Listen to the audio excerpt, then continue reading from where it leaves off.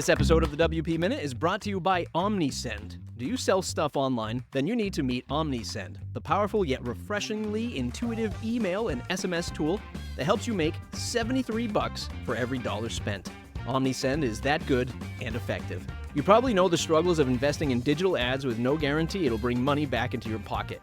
Use OmniSend and you won't have to find creative ways to make your audience notice you. You just talk straight to them. Use OmniSend pop-ups to build a contact list, then send campaigns directly to people who already want to hear from you. Automate everything with OmniSend. Just set it up once, sit back, and watch those sales roll in. If this sounds too good to be true, check it out at omnisend.com. Visit omnisend.com. Tell them thanks for sponsoring the WP Minute.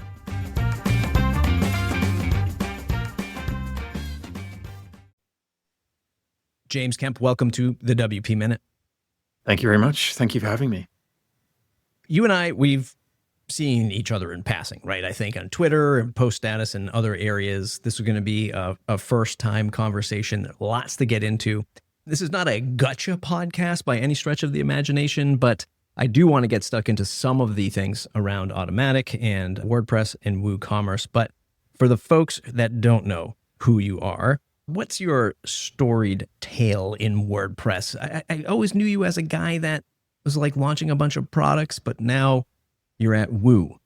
Paint us the picture of James. Yeah, I think you summarized it pretty well. Yeah, always been keen to kind of dive in and build stuff. Since 2009, we'll go back a fair bit. 2009, I got like a web design job at an agency. We started using WordPress at that point. Mirth wasn't really a thing back then. I think Jigo Shop may not have even been a thing back then. But Magento was, and we used Magento a lot. And I spent some time, my first kind of plugin experience was building a plugin to integrate Magento into WordPress. So you could bring across like the cart data and the navigation and stuff from Magento to kind of make the experience of building a Magento site with a content managed experience as well more simple, more cohesive. So I did that. I built a plugin back then. Like I say, that was my first experience dabbling in the world of WordPress and the plugin ecosystem, which I believe was quite early on, like comparatively to now, where there's a plugin for everything. Back then there wasn't really too many plugins, and there definitely wasn't an environment of bigger plugins that were like solutions, like Lifter LMS and like that kind of thing, GiveWP. You know, that there weren't these like solution based products. It was very much utility based plugins, which is the world that I kind of went into and you know, spent my time in was these utility-based products. So after some time, WooCommerce came about. I think it was 2011. I built my first WooCommerce plugin, which was called Multiple Images Per Variation. So a very like feature-relevant plugin name. I wasn't particularly a marketer back then. Started selling that on CodeCanyon. And then just kind of doubled down on the WooCommerce side of things and built a ton of, you know, different utility style WooCommerce plugins. That one was renamed as WooThumbs, which is still around today. Eventually, like, stopped doing anything except WooCommerce plugins. And I think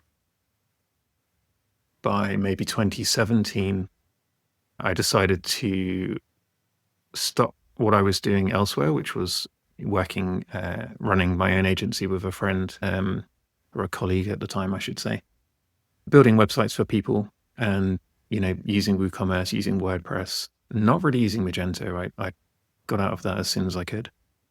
And yeah, that allowed me, the agency side of things, to build up a collection of products that I had built, you know, because clients needed that functionality. And it got to a point where I wasn't particularly enjoying the client work, but I was enjoying the product work. So I rebranded as IconicWP.com, released all the plugins over there, you know, created product pages and all that kind of stuff. Changed it from being under my own name to being Iconic. Shifted off of CodeCanyon onto Freemius. I think I was one of the first freemius users, or one of the first successful freemius users, I guess. And then in 2021, Iconic was acquired by Liquid Web, StellarWP, where it still resides today with, I believe, all of my team that were also acquired at the time still over there working on it. And I worked there for a couple of years. And then I reached out to Paul, who was the CEO of WooCommerce at the time, and just said, I feel like I've taken Iconic as far as I can take it, with it being utility based, that it's not an easy sell, particularly in the market as of today, where there's so much competition for all of these utility based products. But I have like a very deep understanding of WooCommerce, and also, what merchants and what clients are actually looking for from a WooCommerce site. And I just said, is there any role there that would suit me? And we probably discussed it for maybe a year on and off. I met with Bo, who is now the CEO of WooCommerce, at WordCamp Athens, maybe? Yeah. A WordCamp Europe, I can't recall which one. And we had a chat about what I could do, and then eventually we settled on product manager. So I joined WooCommerce as a product manager after 2 years after my acquisition with Stellar. And after about a year of being at WooCommerce, I've been there maybe a year and a half, just over a year and a half now. My role was shifted from product manager, where I was focused on like one specific thing, which for me was order management, to now being core product manager, which means I kind of touch all sorts of different areas of WooCommerce and try and have an impact on what the overall product is, what we include, what we don't include. And I work alongside the other product managers that we have. And that is essentially my life story. It's a fantastic life story, by the way. Thank you very much. When I say the phrase 800-pound gorilla in the room that doesn't get any attention, how does that make you feel about WooCommerce? And let me frame it. And we will talk more deeply about culture and the current vibe of things.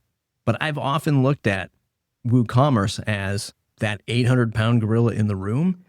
And from the outside looking in, especially when you compare it to, say, a more commercialized Shopify, it's easy to wonder, like, why aren't we seeing more happen with Woo and its, core offering and its marketing and its just overall consumer appeal, like a Shopify? And I even argue a Squarespace, because they often lean into the e-commerce side. 800-pound gorilla in the room that doesn't get the attention. Your thoughts? I have a variety of thoughts on the subject. I personally believe that the audience of WooCommerce versus something like Shopify or Wix is slightly different. I think Shopify, if they do marketing, they're targeting the merchant, and you can jump in, you can build a site very quickly. You can you just sign up and then your site is kind of there to start building. WooCommerce has a challenge in that respect, where the merchant, if we were targeting the same type of customer, needs to make a decision before they've even touched WooCommerce. They have to decide where they're going to host it. They have to figure out what hosting is. They probably don't even, have that kind of technical understanding of what that means.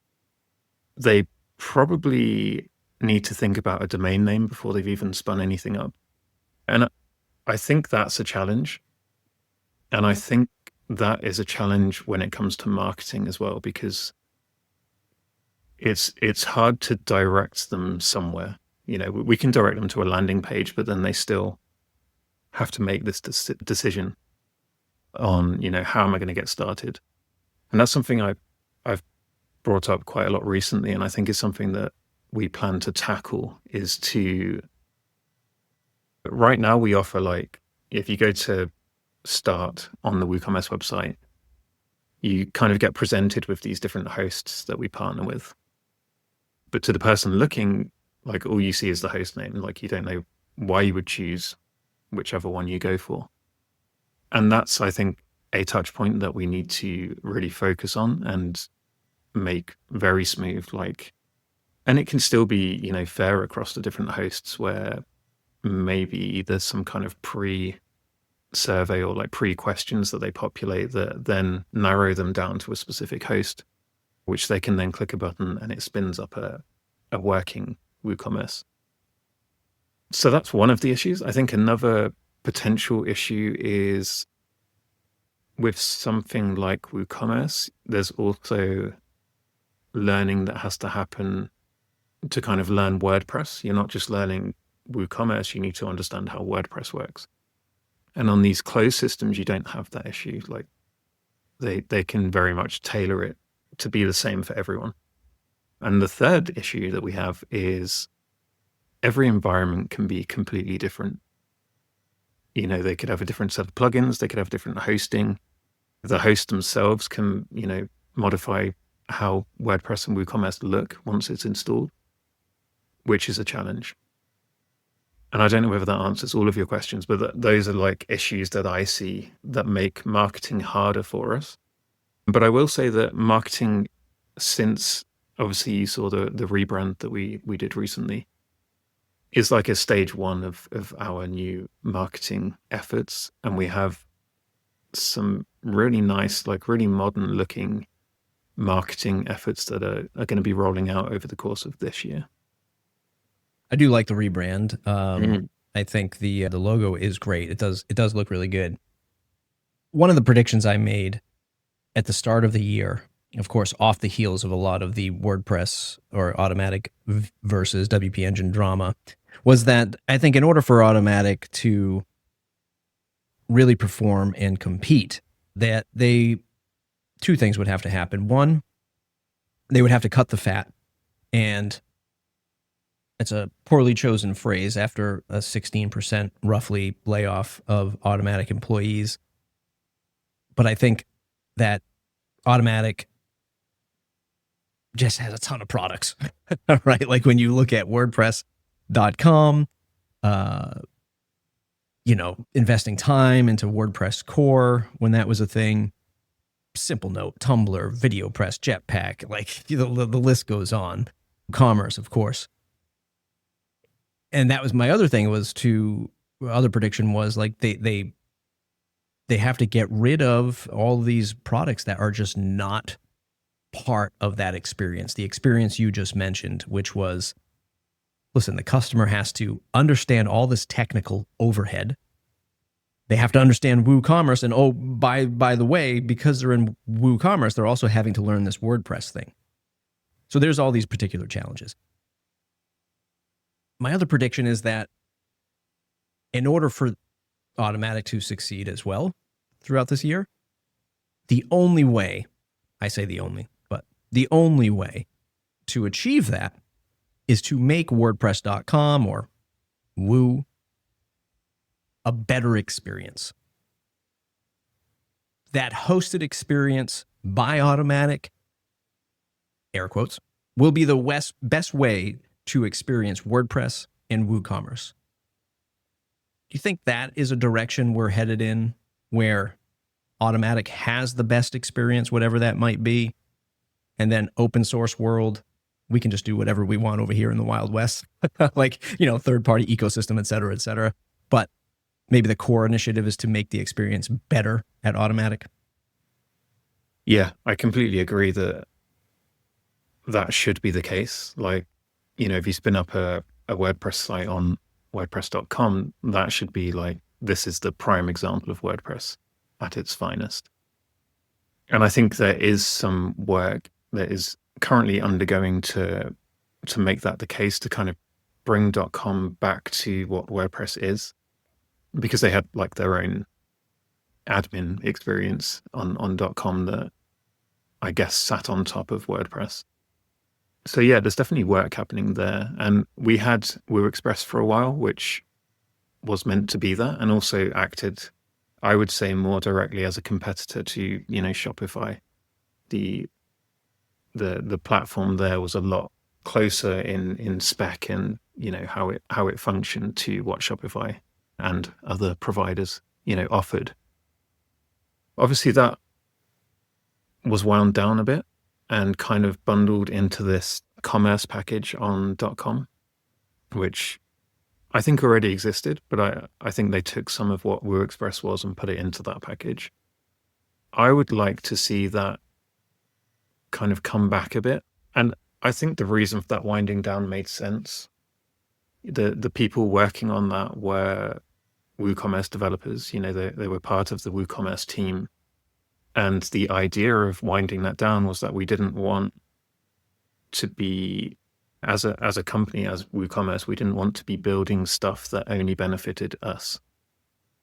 Within WooCommerce core, like if we're building stuff that could benefit everyone, then we want to do that in a more global way. And that's, part of this be the host, help the host stuff that I can't remember when it came out, but sometime last year.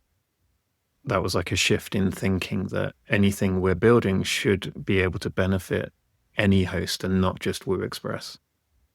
But I also think, and I also agree, that we should have, as a company, as Automattic, the best, managed solution of WooCommerce specifically. Whether that comes back or not, I'm not sure, but I personally would like to see it.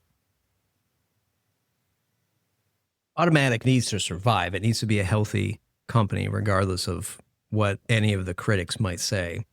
I don't envy the position of being an automatician these days. It must be a little tough to get some criticism, especially when it's stuff that's sort of like outside of your control and largely not based on like the product experience. I mean, I think everybody complains about every product ever made. Like this is, and especially if you're on Twitter, you're always going to see, complaints about a product. It's just a never ending thing, right? I work at Gravity Forms full time. We've been doing this now for 15 years and we get complaints every single day. So it's like I totally get it. But how's the culture, right? How's the culture? How do you feel reporting for duty every day under the Woo brand?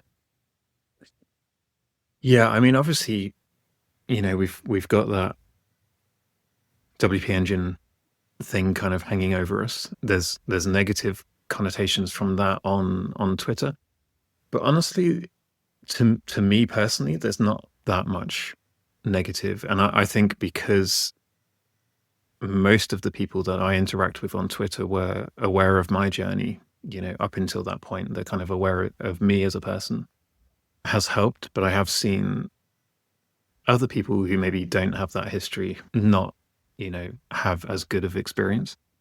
So we've got that. We've also got the layoffs that you mentioned as of last week, I think it was, which has definitely had an impact on people. But leaving them aside, which is, tricky. I personally love the experience. The people I work with are all deeply invested in making WooCommerce as good as it can be. There's tons of collaboration, like across the product team, which, I'm primarily in, engineering, design, marketing, developer advocacy. Like it feels very tight knit. But obviously these things have an impact, and it's typically most impactful when they've just happened. And I'm hoping that it leads to us being able to put things out more quickly, or even, focus on priorities more easily rather than trying to do everything. We have to, really think about what the priorities are.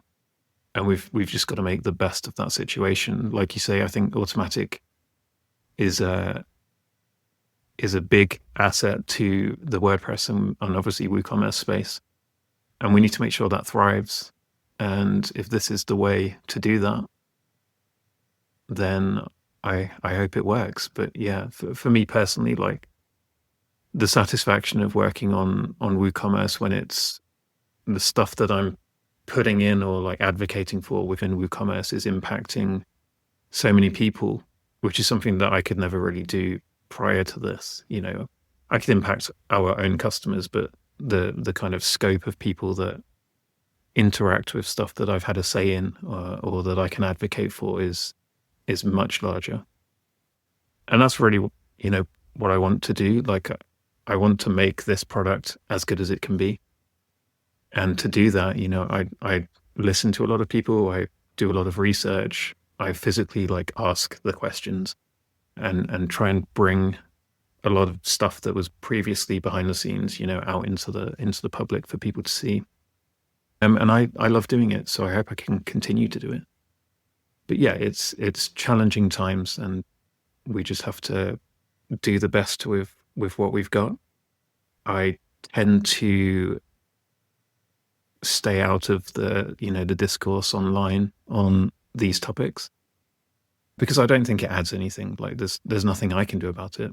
All I can do is just make sure WooCommerce is as good as it can be, and you know that we're focusing on stuff that people actually want and listen to what people are saying. So there's nothing a lot of critics can do about it that either, no, but they also weigh in. But hey, that's the internet for you.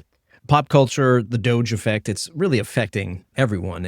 And you know, when you know, use that term loosely because it gets thrown around as something that is bad, but cutting the fat, optimizing, what have you, is necessary for any organization to have a moment to reflect. It's not a clean thing. It's never a clean thing. It's never an easy thing, and it's something that must be done. I was on the way here to the office listening to, I also follow the podcast industry fairly deeply like I do with WordPress. And I was listening to some real high level ad executives talking about sponsorships on podcasts. And by sponsorships on podcasts, certainly not this podcast, but the ones that like are made by celebrities, athletes, you know, news personalities, etc. yeah. And they were talking about host read ads. And that's when the host reads an ad, and they're talking about how those are the best ads, obviously. And, you know, for some sales executive out there who is selling this ad spot on whomever celebrity podcast it is, they were saying it took 80 touch points to get from when the buyer from a brand, let's say WooCommerce, says, I want Kevin Hart to read the WooCommerce ad on his podcast. It took 80 touch points to get that done. Right. And they were just like, why does it take that much? And they're having like this real deep conversation about how they need technology to solve this. And I'm like, technology? You get the ad, the guy says yes, he reads the ad, you listen. That's very easy. But there's always these complexities that come into play with big organizations. Yeah. Which brings me to one of Woo's competitors, again, Shopify, also in the news, air quotes, for, you know, talking about embracing AI. Paraphrasing, Toby put out his social media post saying that, look, just like Matt Mullenweg had said a few years ago, we got to learn AI deeply. We got to start to embrace this stuff. I've seen automaticians more publicly talking about AI, doing things with AI. My friend Rich Tabor, quite often he and I have a little chatter back and forth on Twitter about using AI. I have been using AI, but I am cautiously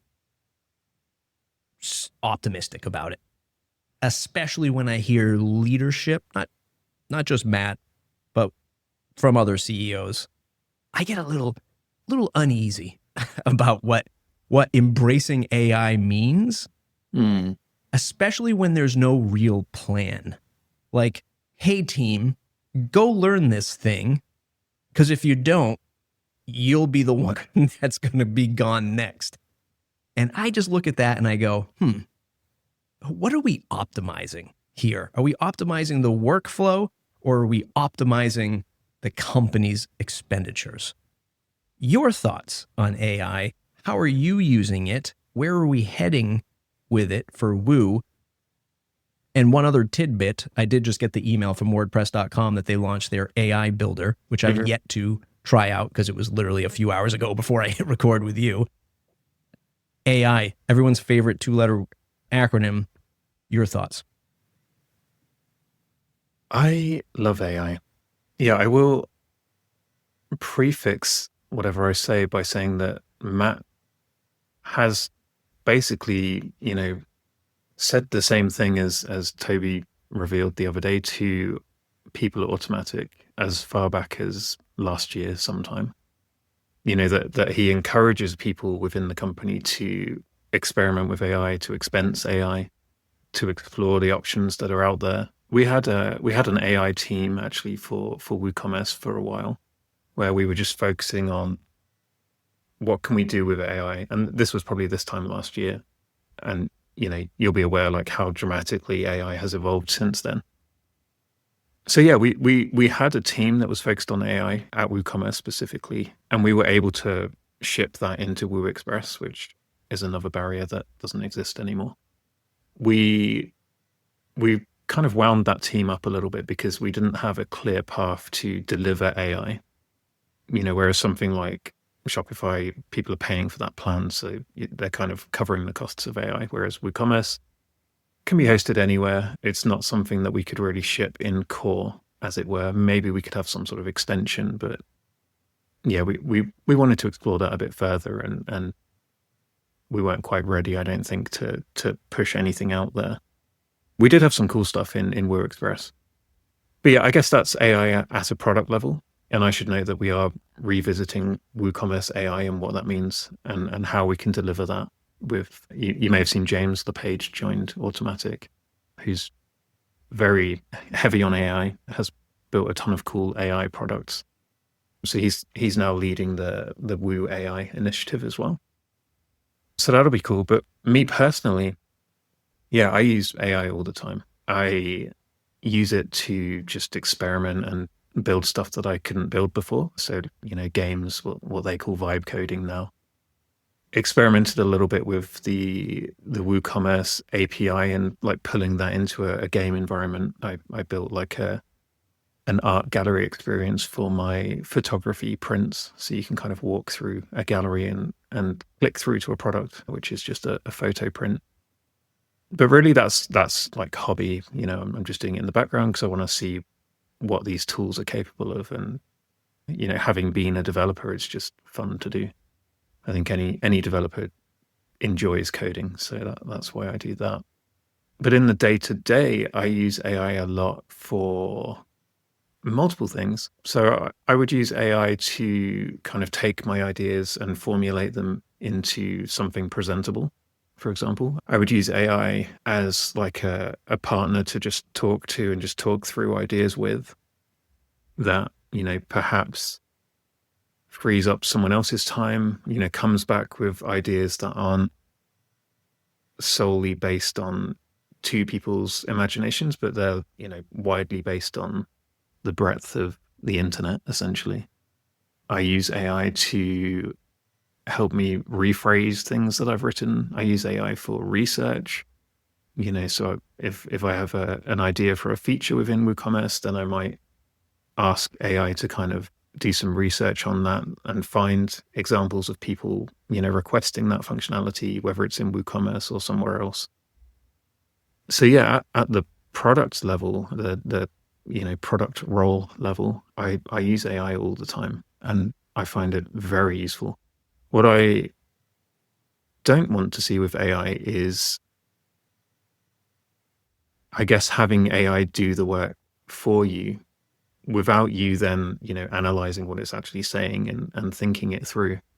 And the same with code. Like I know people talk a lot about AI taking your job as a developer or whatever, but I see AI as a tool. I think the people who use it best and who produce the best results with it know what it's doing and like know how to interact with it and why something maybe isn't working and how they can kind of reframe their question to make it work in an optimum way. And I think it's very powerful. I think you can solve problems a lot more quickly And yeah, I'm all for it. I want to end our conversation on a more positive outlook, I hope, than a lot of the deeper questions we've been going through and asking ourselves through this conversation.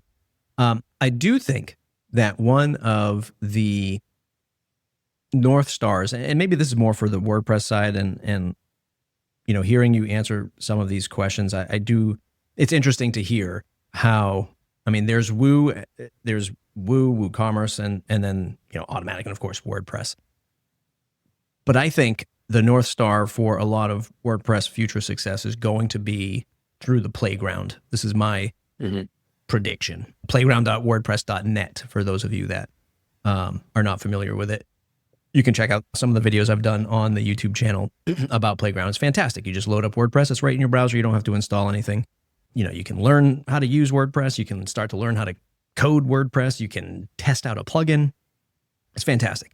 And I think that's going to be the starting point for a lot of users in the future. And maybe Woo and WordPress.com and Automattic proper, like that more Automattic experience, might have their own iterations of Playground. But I think that's the great starting point. Getting your hands dirty with the tools and features. Your thoughts on getting the users to start experiencing this stuff straight away? And is Playground poised to be like that entry point for the future of Woo or WordPress? Yeah, I completely agree. And it touches on what I was saying earlier about WooCommerce's entry point. It's very technical at the moment. And it's something we've discussed. Maybe the first touch point of the WooCommerce experience is that you can spin up a WordPress/WooCommerce site on Playground. Start building out a site there, and maybe we didn't touch on it too much, but maybe it integrates somehow with the AI builder that was rolled out earlier today by Automattic. That you can spin up a WooCommerce site, tailor it to your needs, and then from there, click a button to then host it somewhere. The challenge we face is that we don't want to lead people to our hosting. We want to be fair to all of the hosting providers out there, but specifically the ones that partner with us and feature on the WooCommerce website. I'm not sure what that looks like. Maybe it just randomly chooses one of them and leads you off in that direction, or maybe it's tailored to whatever the site is. How many products they're going to host, how many orders they expect, like all of that kind of information. But yeah, I do think getting someone into WordPress, into WooCommerce as quick as possible is going to be key to solving adoption, solving the issue of just getting started without having to think, what's my domain going to be? Where am I going to host it? All that kind of stuff that you have to think about that you don't have to think about on other hosted solutions. I think we'll see a resurgence, my prediction for the rest of the year, especially through whatever economic thing we're running through right now. Yeah. that we'll see a resurgence of WordPress services-based businesses. So for the freelancer or small agency listening, what are the opportunities for WooCommerce now? Like, obviously we know we can go after customers and clients that are wanting to sell things. But is there something from your vantage point you could share with the freelancer agency owner listening to this that says this is the best opportunity for you right now to utilize WooCommerce in your client solutions? Yeah, it's a tricky one to answer because I think the biggest thing about WooCommerce and WordPress in general is how flexible it is. And I think that's probably the main, or at least one of the main selling points of using WooCommerce over something else is there comes a point where you can just do anything with WooCommerce. I can't envision many scenarios that you couldn't achieve using WooCommerce.